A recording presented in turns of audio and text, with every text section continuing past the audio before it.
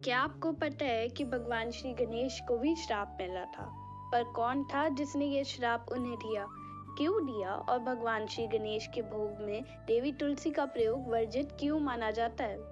एक समय की बात है जब भगवान श्री गणेश गंगा तट के किनारे पेड़ के नीचे बैठकर ब्रह्मचर्य के लिए तपस्या कर रहे थे। तभी देवी तुलसी वहां से जा रही थी और वह उन्हें देखकर उन पर मोहित और आकर्षित हो गई, जिस कारण उन्होंने गणेश जी के सामने विवाह का प्रस्ताव रखा।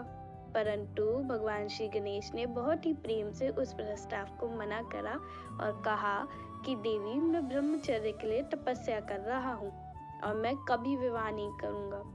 भगवान श्री गणेश की बात को सुनकर देवी तुलसी क्रोधित हो गई।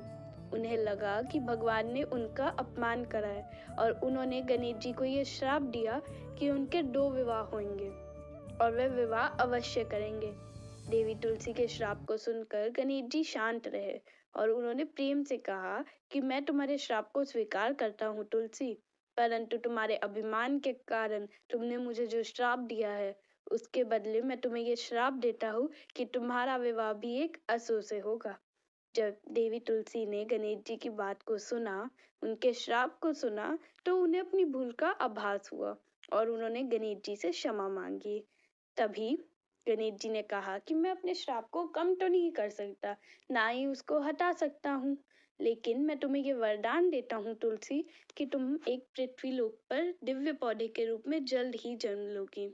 और इसलिए आज तक गणेश जी की पूजा से देवी तुलसी वर्जित मानी जाती है। ये कथा हमें ये सिखाती है कि भक्ति बिना अहंकार के की जाए तो वह हमें भगवत प्राप्ति कराएगी, परंतु भक्ति में जब अहंकार आ जाए तो वह हमारा अहित ही करेगा। इसलिए अगली बार से जब आप देखें कि गणेश जी को तुलसी नहीं चढ़ाई जा रही, याद रखना कि ये कोई प्रतिबंध नहीं है, बल्कि ये एक सीख है।